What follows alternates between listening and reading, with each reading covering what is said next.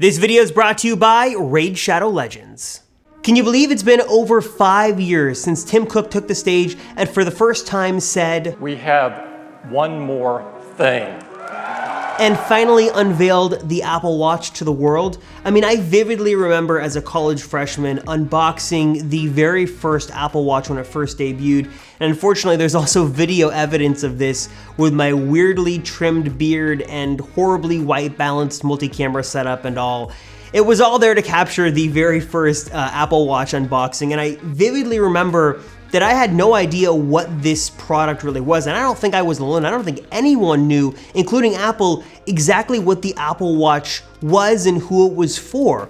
Was it an iPhone accessory for notifications? Was it a fashion statement? Was it a health tracker? But now, 5 years later, as the Apple Watch has really cemented its position and importance in the whole Apple ecosystem, I think you can agree, whether you love it or hate it, that the Apple Watch is one of the most important products that Apple has ever made.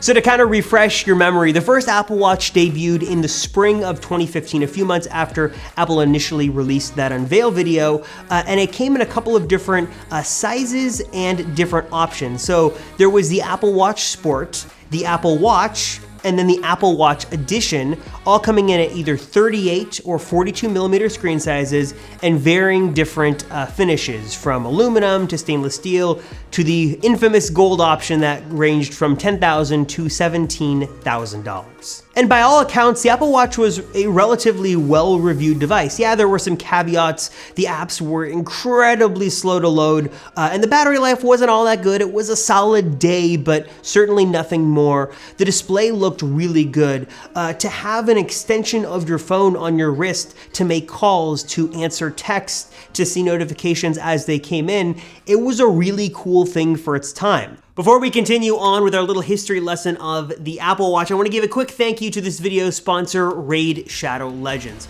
Most of you probably already know of Raid Shadow Legends, and if you don't, what are you doing? This is the ultimate free-to-play game full of bosses and battle and adventure. It is definitely an experience that you have to check out for yourself, and you gotta get this app and start playing. And personally, one of my favorite features of Raid Shadow Legends, besides the amazing graphics and the very immersive battles, is tag team arenas. It is awesome. And if you do know of Raid Shadow Legends and you have played the game before, you want to be on the lookout within the app, because there has been a bunch of new features and new additions added within the last couple of weeks. First off, they've just recently added champion fragments, which basically allow you to collect all these fragments to put together to summon a specific champion.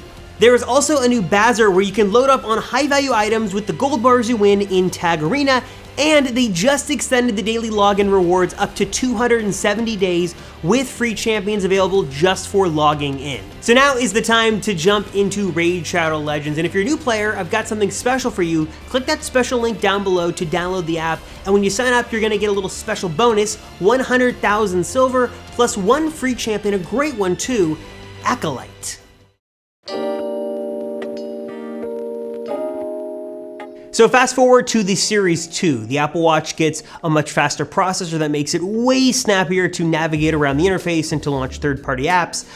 Gone was the gold Apple Watch Edition, and it seemed like Apple was slowly but surely starting to kind of find the Apple Watch's purpose, and you really kind of started to see with the Series 2 that fitness was the Apple Watch's primary goal. It was no longer a fashion piece or a fashion accessory. And you could clearly see that with the addition of GPS in the Apple Watch Series 2 that could track walks or runs. You also had built-in waterproofing, so you could swim with this thing. And you could definitely see that Apple was thinking a lot more fitness related. And battery life improved too. It wasn't exactly a full 2-day watch, certainly not a 3-day watch by any stretch of the imagination, but battery life was significantly better than it was on the Series 1. And you can make it more than a day comfortably, but don't forget to put that thing on the charger at night, because it wasn't going to last much more than that.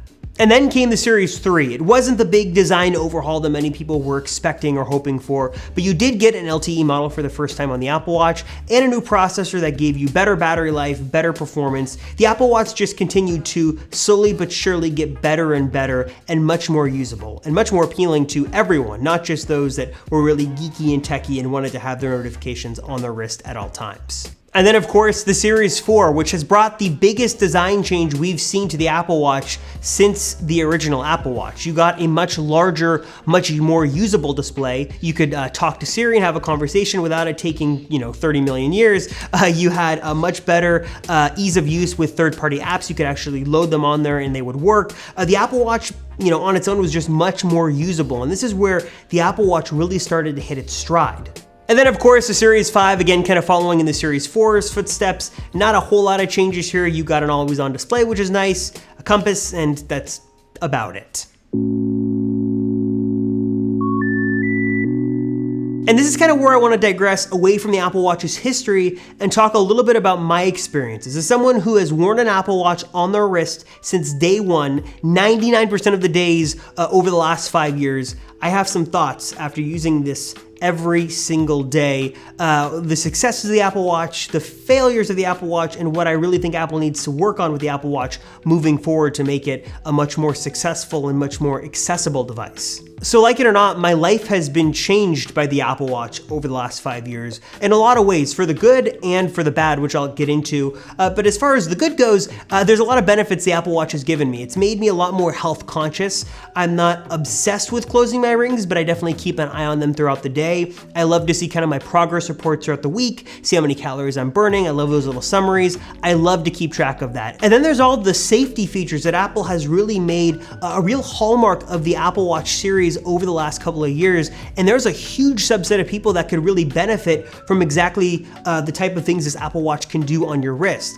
But I also don't think this would be an honest discussion without talking about some of the negatives that come along with the Apple Watch. I find myself sometimes almost too connected. And I know there are settings you could change and there's a lot of different ways you can get around this, but just from my personal experience, I find myself always hyper aware of the notifications. Every email, every call, every text, my wrist is always going off. I always have this sense of urgency to check because you never exactly know what notification came in. If I'm sitting somewhere and can't check my watch or look at my phone and I feel that buzz on my wrist, I'm always just curious and it eats away at me what exactly that is. And I want to be clear that I am not trying to say this is a problem for everybody. I'm not trying to dissuade anybody from buying an Apple Watch. This is kind of a long-term perspective, and I just kind of want to give my thoughts after owning this for 5 years, the good and the bad. The Apple Watch is a great tool. It's very powerful. It can do a lot, but you want to make sure you're not too connected and not too reliant on it because it can become just as bad as the thing you're trying to replace, your phone.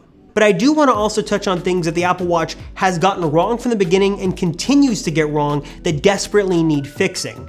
The biggest and first and foremost, the thing you'll notice when you first get this thing is the setup process. The pairing process, the unpairing process still seems, even now in 2020, absolutely ridiculous. It's slow, it's almost at some points painfully complicated. The process of taking out an Apple Watch from one phone to another requires a complete reset and restore. That just seems crazy.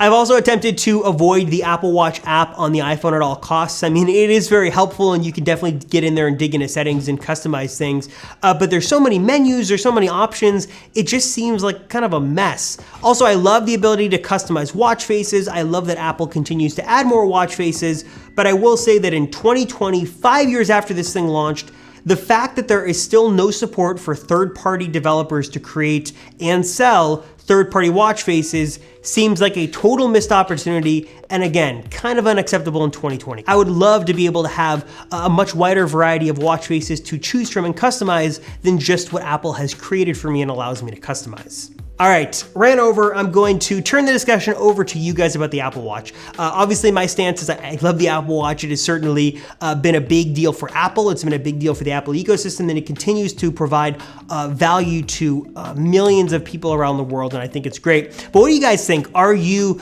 excited about the Apple Watch, the future of the Apple Watch? Have you owned an Apple Watch? What are your general thoughts? I'd love to know. Let's start a discussion. Let's get into it in the comments down below. And until then, that's gonna do it for me in this video, guys. Thank you so much for watching. I'm Robert Rosenfeld from the Apple Circle, and I'll catch ya in the next one.